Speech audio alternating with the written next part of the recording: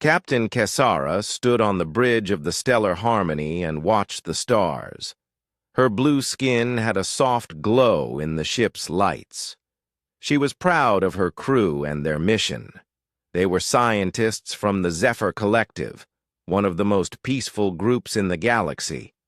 Today they were going to study some old stars in the outer rim. "Captain, we are ready for the jump," said Navigator Resiko. His voice was calm and steady. The Zephyrian had been flying ships for 20 years. He knew his job well. "Very good. Take us into hyperspace," Kessara replied.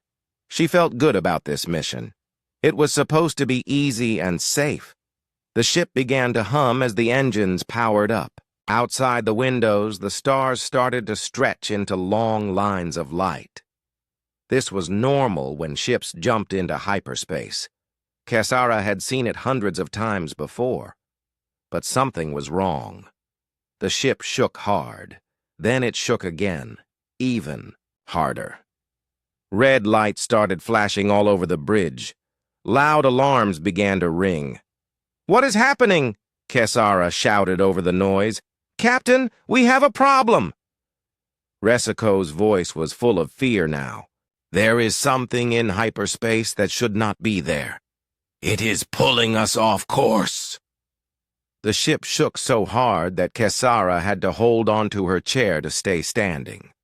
She could hear metal bending and breaking somewhere deep in the ship.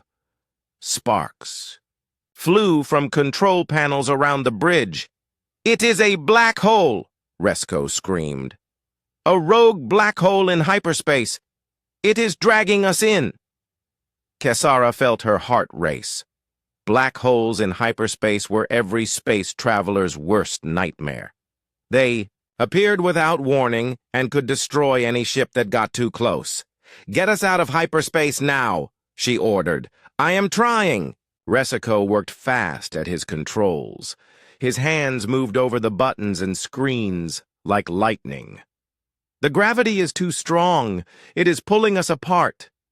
The Stellar Harmony groaned like a living thing in pain. The lights went out for a moment, then came back on dimmer than before. Kessara could smell smoke in the air. Emergency drop from hyperspace in 3 seconds. Resiko shouted. The ship fell out of hyperspace like a stone falling from the sky. The stars stopped moving and became normal points of light again, but the shaking did not stop. If anything, it got worse. "Damage report," Kessara called out. "Chief," Engineer Vextal's voice came through the communication system. He sounded tired and scared. "Captain, it is very bad. The black hole damaged almost everything. Our main engines are destroyed. Life support is failing. We have maybe 2 days of air left if we are lucky." Kessara closed her eyes for a moment. This was the worst news possible. "What about our distress beacon?" "The communication array is badly damaged. Our distress signal can only reach a few light hours away. In this empty part of space, no one will hear us." The bridge was quiet except for the sound of damaged systems trying to work. Kessara looked around at her crew. They were all good people, smart and brave. They did not deserve to die like this, lost in the dark between the stars. "Where are we exactly?" she asked Resiko. The navigator checked his instruments. His face became even more worried. "Captain, we are in the dead zones. This is the empty space between the spiral arms of the galaxy. No trade ships come here. No colonies exist here. It is completely empty." Medical Officer Thasiani spoke up from her station. "Captain, I have 3 crew members injured from the accident. 2 have broken bones. 1 hit his head and is unconscious. I can treat them, but our medical supplies are limited without power for the synthesizers." Kessara nodded. She was the captain, and her crew was counting on her to find a way out of this. But she could not think of any solutions. They were too far from help, and their ship was dying around them. "How long until the nearest collective ship could reach us?" she asked. "Even if someone heard our distress call right now, it would take at least 6 days for a rescue ship to get here," Resico answered. "And that is only if they travel at maximum speed. 6 days. They had maybe 2 days of air left. The math was simple and terrible." "Captain," said Chief Science Officer Nil Oz quietly, "I am detecting some strange readings on our sensors. There are quantum fluctuations in the space near us. The patterns do not match anything in our database." "Could it be another ship?" Kesara asked hopefully. Nilos shook his head. "I do not think so. The readings are too strange. It is probably just our damaged sensors giving us false information." Kesara walked to the main viewing window and looked out at the stars. They seemed cold and distant. Somewhere out there, beyond those points of light, her people were living their lives. They were working, playing, loving, and learning. They had no idea that 12 of their fellow Zephyrians were slowly dying in the dark. "We will not give up," she said to her crew. "Vextol, work with your team to get every bit of power you can from our systems. Stretch our life support as long as possible. Thisani, take care of the injured and prepare medical supplies for rationing. Resico, keep scanning for any ships. Even if the chance is small, we must try." "Yes, Captain," they all replied. Their voices were brave, but Kesara could hear the fear underneath. She returned to her chair and tried to think of options. But deep in her heart, she knew the truth. The stellar harmony was dying, and soon they would die with it. In this empty part of space, no one would ever find them. They would become just another mystery, another ship that disappeared without a trace. The bridge grew quiet as everyone focused on their work. Outside the windows, the stars watched silently, keeping their secrets about what would happen next. 26 hours had passed since the accident. The air inside the stellar harmony was getting thick and stale. Every breath felt harder than the last. Captain Kesara could see the worry in her crew's eyes growing stronger with each hour. The ship was getting colder, too. With the main power systems damaged, the heating could not work properly. Frost was starting to form on the metal walls in some parts of the ship. The crew had to wear their emergency coats just to stay warm. "Captain, life support status report," said Vextol over the communication system. His voice sounded tired and weak. "We have maybe 36 hours of breathable air left. The carbon dioxide scrubbers are working at only 60% capacity. The oxygen recyclers are failing one by one." Kesara nodded sadly. She had expected this news, but hearing it still hurt. "What about power?" "We are running on emergency batteries only. I shut down all non-essential systems. No more hot food, no more entertainment systems, no more comfortable lighting. We are keeping only life support, basic communications, and sensors working." In the medical bay, Thisani was taking care of the injured crew members. The one who hit his head was awake now, but he had a bad headache and felt dizzy. The two with broken bones were in pain because the medical equipment needed too much power to work properly. "I am sorry," Thisani told them. "I can give you pain medicine, but I cannot use the bone repair machines. They need too much energy." The injured crew members nodded. They understood. Everyone had to make sacrifices now. In the main eating area, the crew gathered for their rationed meal. Instead of the usual hot, fresh food from the synthesizers, they had to eat emergency food packets. The food was bland and cold, but it would keep them alive a little longer. "Remember when we complained about the food being too spicy last week?" said Communications Officer Drellin, trying to make a joke. A few crew members smiled, but the smiles were sad. Navigator Resco sat alone at his station, staring at the sensor displays. For over a day he had been searching for any sign of another ship, but the screen showed nothing except empty space and distant stars. "Anything?"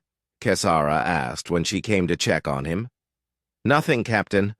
I have expanded our sensor range as much as possible with our limited power. There are no ships within 20 light hours of us. This region of space is completely dead." Kesara looked at the star charts. The dead zone stretched for hundreds of light years in every direction. Ancient astronomers called this region dead because very few stars formed here. It was mostly empty space with old, dying stars scattered far apart. No intelligent species lived here because there was nothing to live on. "Why did we have to end up here?" she whispered to herself. Chief Science Officer Nelos was working at his station when something strange appeared on his screens. "Captain, I am seeing those quantum fluctuations again. They are getting stronger." Kesara walked over to look at his readings. The numbers and patterns meant nothing to her, but she could see that something was definitely happening. What could cause readings like this? "I do not know," Nilos admitted. "In all my years of studying space phenomena, I have never seen anything like this. The quantum fields are moving in ways that should not be possible. It is like space itself is being twisted or folded somehow. Could it be dangerous to us? I do not think so. The fluctuations are happening about 10,000 kilometers away from us. But, Captain, our sensors are badly damaged. These readings might not be real. They could just be errors caused by our broken equipment." Kesara sighed. "Keep monitoring it anyway. At this point, any information might be helpful." In the engine room, Vextol and his team were working desperately to keep the ship's systems running.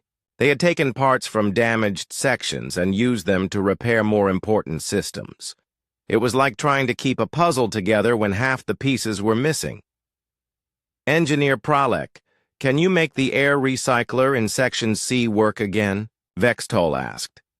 "I can try, but I will need to take parts from the backup navigation computer," Pralek replied. "Do it.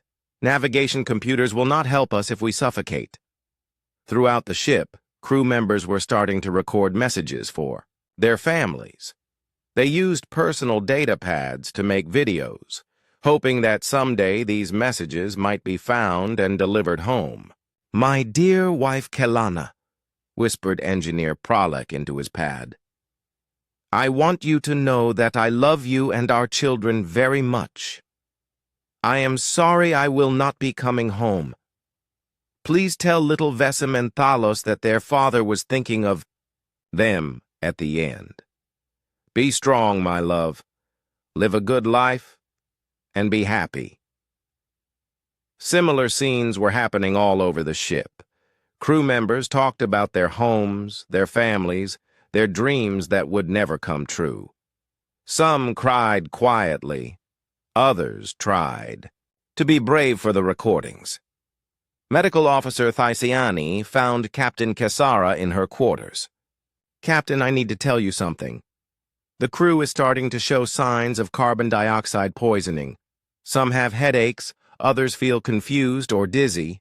As the air gets worse, these symptoms will get stronger."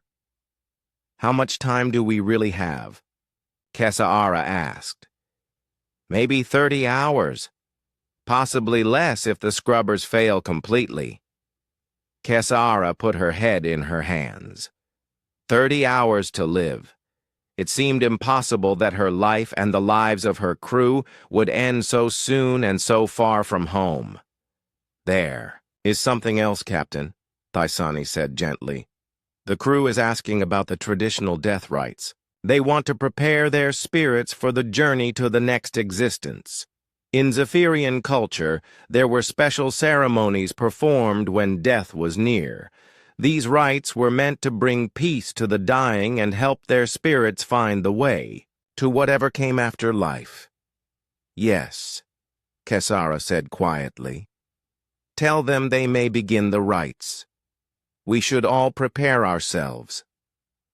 As night cycle began on the ship, the crew gathered in small groups to perform their ceremonies.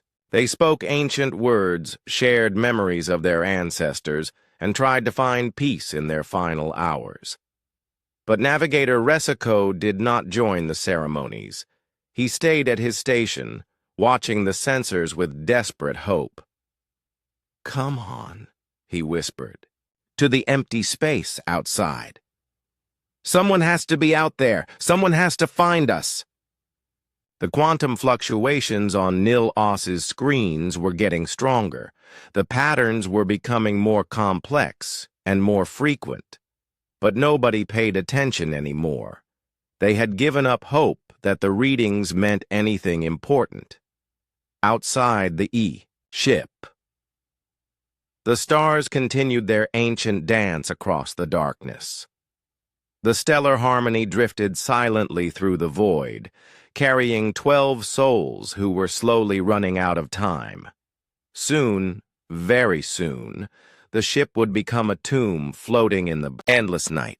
The air on the stellar harmony was so bad now that every breath was a struggle. Captain Kesara felt dizzy and weak. Around her, the crew moved slowly, like people walking through thick water. They had less than 8 hours of breathable air left. Many of the crew had stopped working completely. They sat quietly in groups, holding hands and saying goodbye to each other. Some were unconscious from the bad air. Medical Officer Thaisani could do nothing to help them except make them comfortable. "Captain," Vextol's voice came weakly through the communication system. "The last air recycler is failing. We have maybe 6 hours left, not 8. Kesara did not answer. What was there to say? She looked around the bridge at her remaining crew. Navigator Resiko was still at his station, but his head was hanging down. His hands moved slowly over the controls, still searching for ships that would never come. Chief Science Officer Nil-Os was slumped in his chair, staring at his screens. The quantum fluctuations were stronger than ever, but he did not care anymore. Nothing mattered now except waiting for the end. Suddenly, Nil-Os sat up straight.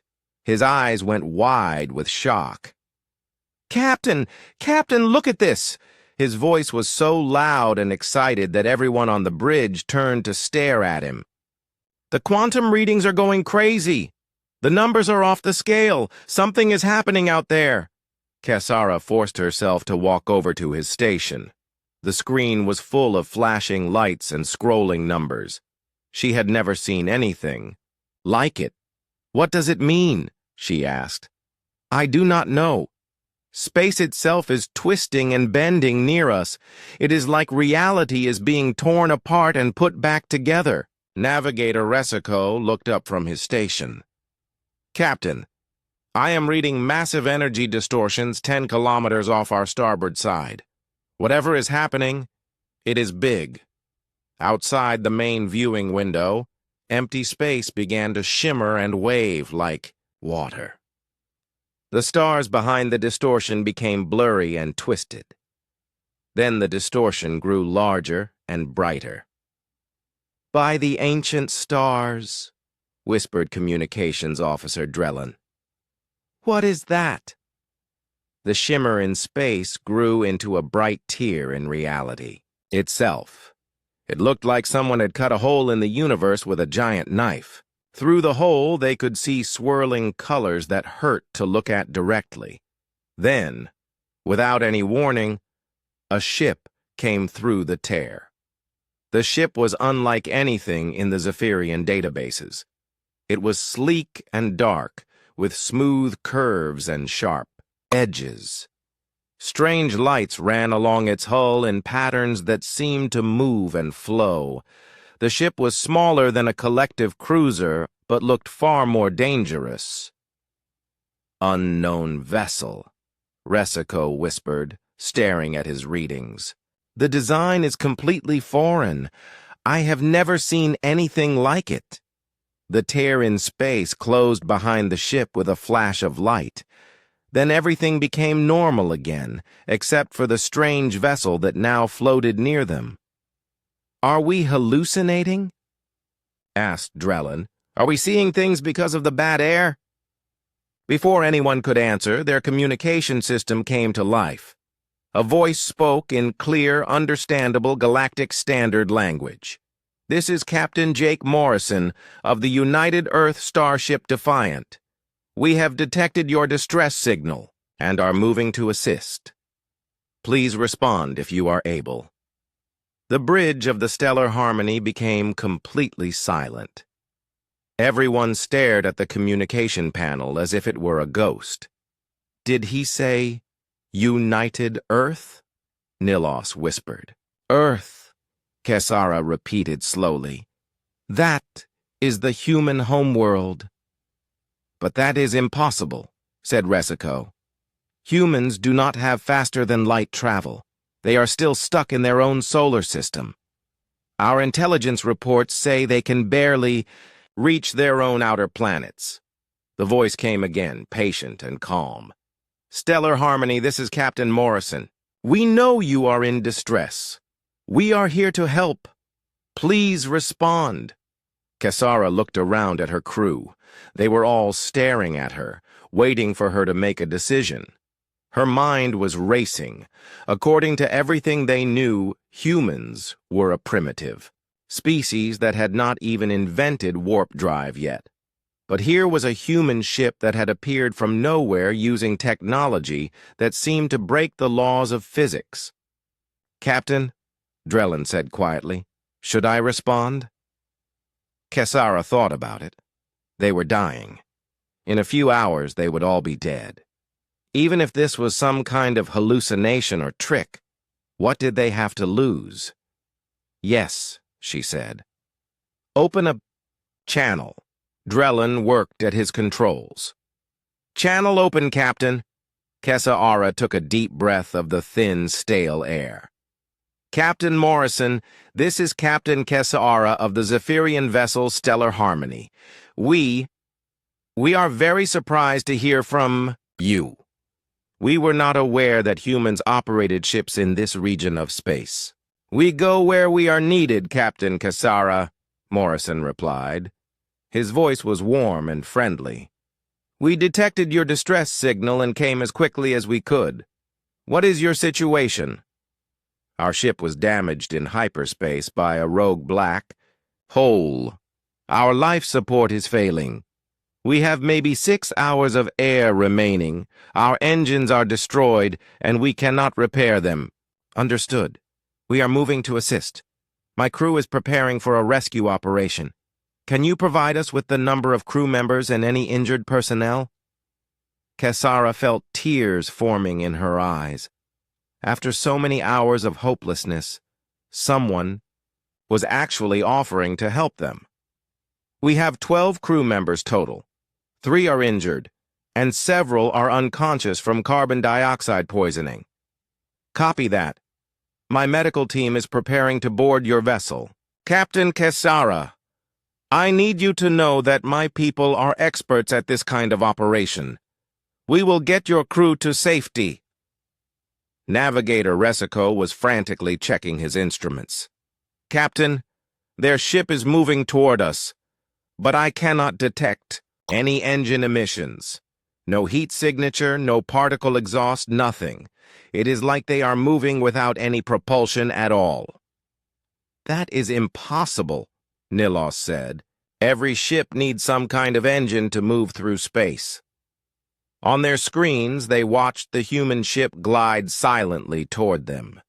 As it got closer, they could see more details.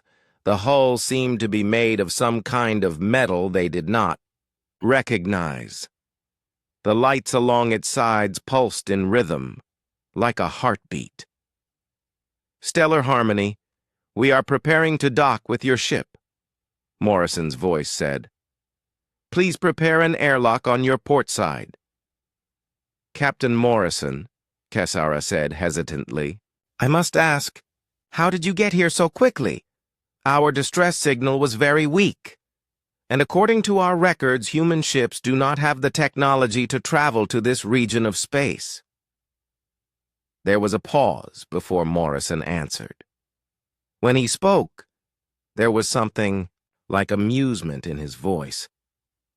"Captain, your records about human capabilities are quite out of date.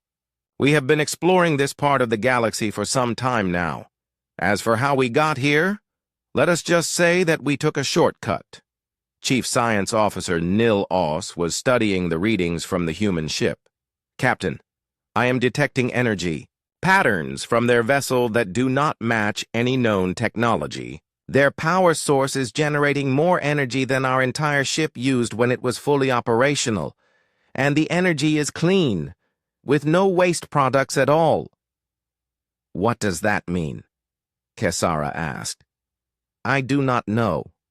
According to our understanding of physics, it should be impossible." The human ship was very close now. They could see small vessels detaching from its hull, heading toward the Stellar Harmony. The rescue shuttles moved with the same impossible silence as their mothership. "Rescue shuttles are approaching your port airlock," Morrison said. "Dr. Amy Rodriguez is leading the medical team, and Engineer Tony Martinez is bringing equipment to help stabilize your life support systems." Kesara felt hope growing in her chest for the first time in over a day. These humans, whoever they were and however they had gotten here, were about to save her crew. "Prepare to receive boarders," she announced to her ship. "And may the stars bless these humans for finding us." The airlock doors opened with a soft hiss, and the first humans stepped aboard the Stellar Harmony. Captain Kesara watched in amazement as Dr. Amy Rodriguez entered with her medical team. The human woman was smaller than most Zephyrians, but she moved with confidence and purpose. "Where are your injured crew members?" Dr. Rodriguez asked immediately. Her voice was kind but urgent. "This way, Doctor," said Medical Officer Thaisiani, leading them toward the medical bay. What happened next made Kesara's eyes go wide with shock. Dr. Rodriguez pulled out a small device that looked nothing like any medical scanner Kesara had ever seen. She pointed it at the unconscious Zephyrian crew member and frowned at the readings. "Severe carbon dioxide poisoning, low oxygen levels in the blood, and dehydration," she said to her team. "Start him on pure oxygen and IV fluids. Use the universal biological stabilizer." One of her assistants attached a small device to the injured Zephyrian's arm. Within seconds, the crew member's breathing became easier and his color improved. "How is that possible?" Thaisani whispered. "I have never seen medical equipment work so fast." Dr. Rodriguez smiled. "We have found that most biological systems work on similar principles, regardless of species. Our equipment is designed to work with any oxygen-breathing life form." She moved to the next patient, the one with a broken arm. After scanning him with her device, she pulled out what looked like a small metal band. "This is a bone knitter," she explained to the amazed Thaisani. "It uses focused energy fields to encourage rapid bone growth and healing." She placed the device around the broken arm. The patient's eyes went wide as he felt the pain disappear almost instantly. "The bone will be fully healed in about 6 hours," Dr. Rodriguez said calmly. "Much faster than your body would normally heal, but perfectly safe." Meanwhile, Engineer Tony Martinez had arrived in the engine room with his team. Chief Engineer Vextall watched in confusion as the human engineer pulled out tools that seemed to defy everything he knew about technology. Your air recyclers are failing because the quantum filters are degraded, Martinez said, examining the Zephyrian systems. We can fix that easily. Quantum filters? Vextall asked. Our air recyclers do not use quantum technology. They use chemical processes. Martinez grinned. They do now. He attached a small device to the air recycler. Suddenly, the machine began working better than it ever had before. The air quality throughout the ship started improving immediately. How did you do that? Vextall asked in amazement. We converted your chemical filters into quantum phase separators. Instead of filtering the air molecule by molecule, they now separate good air from bad air at the quantum level. Much more efficient. Vextall stared at the human. But that should be impossible. You cannot just change one technology into another completely different technology. You can if you understand the underlying principles, Martinez replied. We have learned that most problems have multiple solutions. When the obvious solution does not work, you find a different approach. He moved to the power systems next. The Zephyrian batteries were almost dead, but Martinez attached another small device to them. Suddenly, power levels throughout the ship began rising. What is that device? Vextall asked. Micro-fusion generator. It converts small amounts of matter directly into energy. We can power your entire ship with something the size of a grain of sand. Micro-fusion is impossible. The containment fields would require more energy than the fusion produces. Martinez laughed. That is true if you use magnetic containment. We use spatial compression instead. Much more efficient. Back on the bridge, Captain Cassara was talking with Captain Morrison over the communication link. She had so many questions that she did not know where to start. Captain Morrison, I must ask again, how do humans have such advanced technology? Our intelligence reports said your people were still developing basic fusion drives. Those reports were from over 20 years ago, Captain Cassara, Morrison replied. Human technology has advanced considerably since then. We tend to work quickly when we put our minds to something. But the advances I am seeing, they should take centuries to develop, not decades. Most species try to improve existing technologies, Morrison explained. When fusion drives were not fast enough, other species built bigger fusion drives. When those were still not fast enough, they built even bigger ones. Humans took a different approach. We decided that fusion drives were the wrong solution entirely. What do you mean? Instead of pushing our ships through space faster, we learned to fold space itself. Instead of traveling the long way around, we take shortcuts through dimensions that other species cannot even detect. Chief Science Officer Nilos looked up from his instruments. Captain, I am detecting massive energy fluctuations from their ship again. But the energy is not being used for propulsion or weapons. I cannot determine what they are using it for. Captain, Morrison's voice came through the speakers again. We are using our main deflector array to repair the space-time damage in this region. The rogue black hole that damaged your ship left some dangerous distortions behind. We are smoothing them out so no other ships get caught. You can repair space itself? Cassara asked in disbelief. Space is just another form of matter, Captain. If you understand the quantum mechanics involved, you can fix it like any other broken system. Dr. Rodriguez returned to the bridge with good news. All your crew members are stable now. The ones who were unconscious are awake and breathing normally. The injured will be fully healed within a few hours. Doctor, may I ask how you learned to treat Zephyrian physiology so quickly? Thaisani asked. It usually takes years of study to understand how to treat alien species. We have encountered over 300 different species in our travels, Dr. Rodriguez replied. We have learned that all life follows certain basic patterns. Once you understand those patterns, treating any species becomes much easier. 300 species?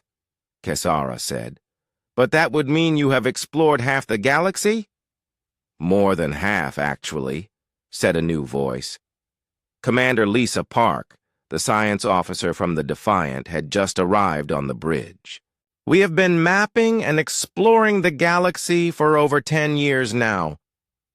But no one has seen human ships anywhere, Nilos protested. That is because we prefer to work quietly, Commander Park explained. We help where help is needed, but we do not announce our presence. There are many species in the galaxy who are not ready to accept that humans have advanced so far so quickly. Why do you help others? Kesara asked. What do you gain from rescuing ships like ours? Captain Morrison's voice answered from the communication system. We help because it is the right thing to do. When we were developing our technology, we often wished that someone would help us. Now that we can help others, we do. Engineer Martinez returned to the bridge with Vextol. Your ship is fully repaired now, he announced. Life support is working at 120% efficiency. Your engines are not just fixed, they are upgraded. You can now travel 50% faster than before. In 30 minutes? Vextol asked in shock. You repaired and upgraded our entire ship in 30 minutes? Once you understand the basic principles, most repairs are simple, Martinez said with a shrug. We just had to convert your damaged systems into working systems using different physical laws. Commander Park pulled out a small device and showed it to Nilos. This is a quantum analysis scanner. It can tell us everything about how your technology works just by looking at it. Once we understand it, we can usually improve it. You can understand any technology just by looking at it? Nilos asked. Most technology, yes. Humans are very good at seeing patterns and connections that others miss. Captain Morrison's voice came through the speakers again. Captain Kesara, your ship is fully operational now. You can return to your home system safely. But before you go, I have a proposal for you. What kind of proposal? Humanity is ready to officially join the galactic community. We have been operating in secret for too long. We would like the Zephyr Collective to be among the first to establish formal diplomatic relations with the United Earth Federation. Kesara felt her mind spinning. Everything she thought she knew about the galaxy had changed in the last hour. Humans were not the primitive species everyone believed them to be. They were perhaps the most advanced species anyone had ever encountered. I would be honored to carry that message to my government, she said finally. Excellent. Commander Park will give you the coordinates for our diplomatic station. You can contact us there when your leaders are ready to talk. As the human crew prepared to return to their ship, Dr. Rodriguez left some medical supplies with Thaisani. These will help your crew recover fully from their ordeal, she said. Engineer Martinez left some technical manuals with Vextol. These will help you understand the upgrades we made to your ship. Your people might find some of the concepts useful. Commander Park gave Nilos a datapad full of scientific information. Some research that might interest your scientists. Feel free to share it with anyone who might find it helpful. As the humans prepared to leave, Captain Kesara realized that this encounter had changed everything. The galaxy was about to discover that humanity was not just another species struggling to survive among the stars.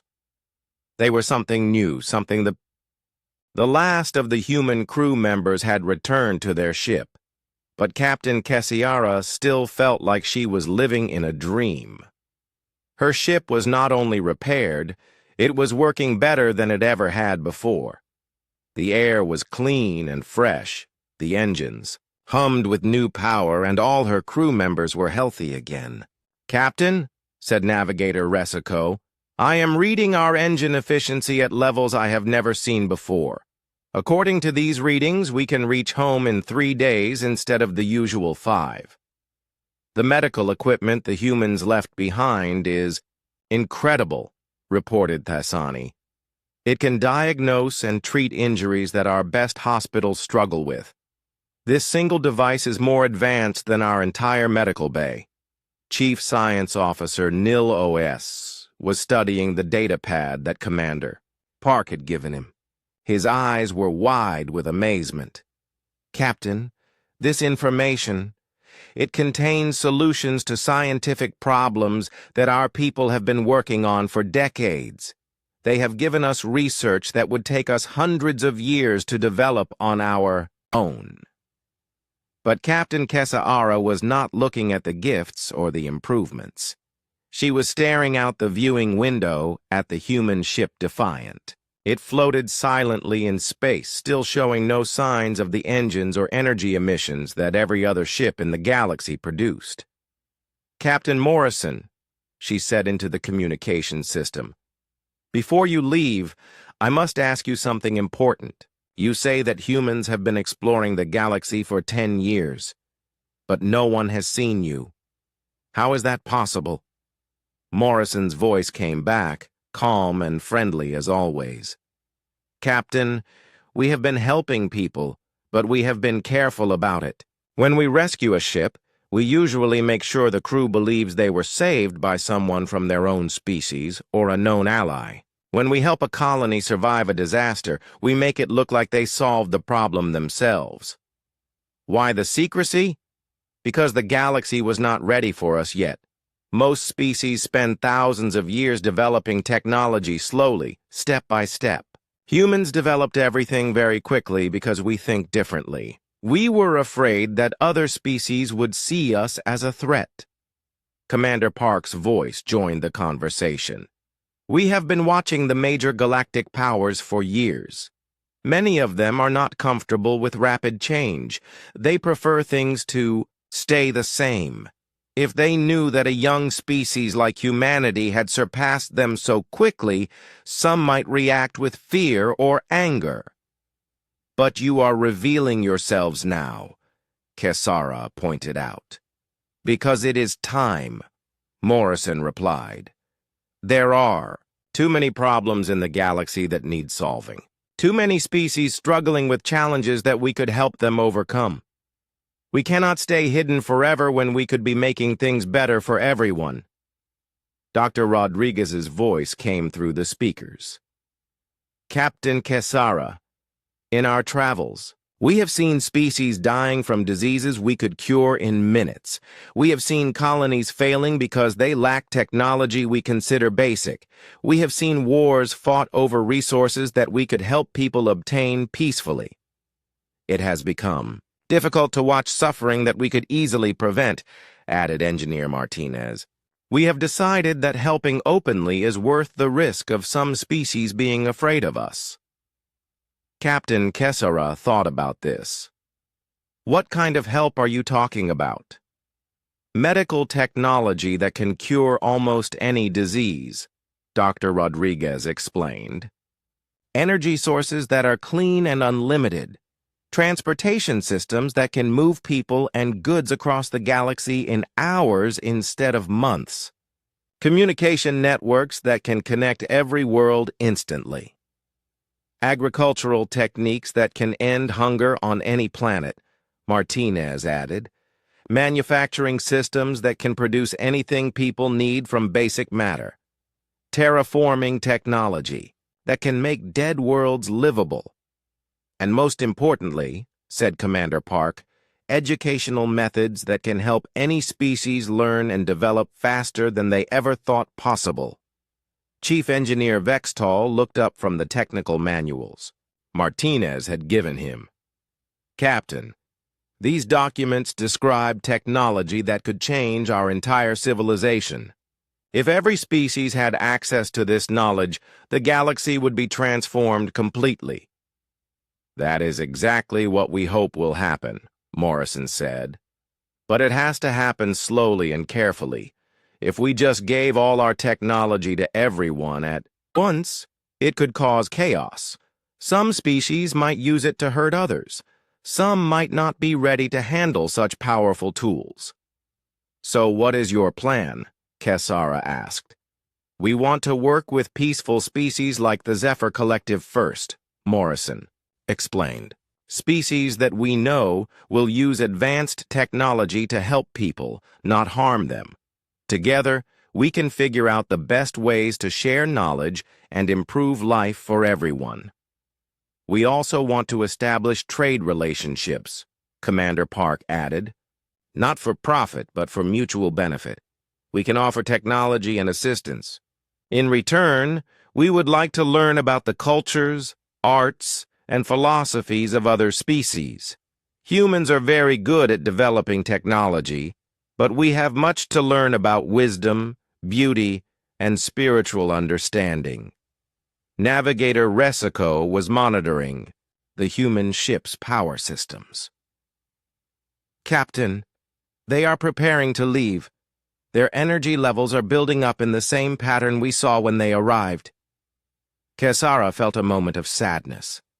These humans had saved her and her crew, but more than that, they had opened her eyes to possibilities she had never imagined. Captain Morrison, will we see you again? Absolutely. When you return home, talk to your government about what happened. Here, if they are interested in learning more about us, contact us at the coordinates Commander Park gave you. We will be happy to meet with official representatives from the Zephyr Collective. What if my government does not believe what I tell? Them? Kesara asked. What if they think I am making up stories about impossible human technology? Morrison laughed. Captain, your ship's computer has recorded everything that happened here. Your crew can all testify to what they saw. And if that is not enough, we left some technology with you that your scientists can study. I think you will have plenty of evidence. Space around the Defiant began to shimmer and bend, just like it had when the ship first arrived. Reality seemed to twist and fold near the human vessel. One more question, Kesara said quickly. You saved us from certain death. You repaired our ship. You gave us advanced technology, and you asked for nothing in return. Why did you do all this for strangers? Morrison's voice was quiet and serious when he answered. Captain, humans believe that all intelligent life is precious. Every species has something unique and valuable to offer the galaxy. When someone is in trouble, you help them if you can. It is really that simple. Your species may be more advanced in technology, Dr. Rodriguez added, but humans still have much to learn about the universe. We believe that by helping others, we help ourselves. By making the galaxy a better place for everyone, we make it better for humans, too. The shimmer around the Defiant grew brighter. The space around the ship began to open up, revealing the same swirling colors they had seen before. Farewell, Captain Kesara, Morrison said. Safe travels home. We look forward to hearing from your government soon. Farewell, Captain Morrison. Thank you for saving us. Thank you for showing us that. The galaxy is full of more wonders than we ever imagined. The human ship moved forward into the tear in space. For a moment, Kesara could see the Defiant suspended between dimensions, surrounded by impossible colors and lights that hurt to look at directly. Then the tear closed, and the ship was gone. Space returned to normal, showing only stars and emptiness. But everything had changed. Set course for home, Kesara ordered. Maximum speed. Yes, Captain, Resico replied. With these new engines, we will be there in 3 days. As the stellar harmony turned toward home, Kesara thought about what she would tell her government. She would tell them that humanity was not the primitive species they thought. She would tell them that humans had been secretly helping people all across the galaxy for years. She would tell them that humans possessed technology that seemed like magic, but used it only to help others. Most importantly, she would tell them that the galaxy was about to change forever. Humanity was ready to step out of the shadows and take their place among the stars. They came not as conquerors or competitors, but as helpers and friends. "Captain," said Chief Science Officer Nilus, "I have been thinking about what the humans told us. They said they have been exploring for 10 years and have encountered over 300 species. That means there are far more intelligent species in the galaxy than we ever knew about. And if humans are helping all of them the way they helped us," added Medical Officer Thisani, "then there are probably hundreds of species out there with access to advanced human technology. We may be among the last to learn the truth about humanity." Captain Kesara nodded. "Which means we have a choice to make. We can be afraid of how much the galaxy has changed, or we can be excited about all the new possibilities that are opening up." She looked around at her crew, all of whom were alive and healthy because of human kindness and skill. "I know which choice I am making."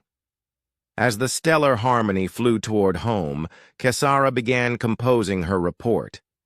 She would tell her people that they had been rescued by angels who called themselves humans. She would tell them that the galaxy was full of wonders they had never dreamed of, and she would tell them that a new age was beginning, an age where the impossible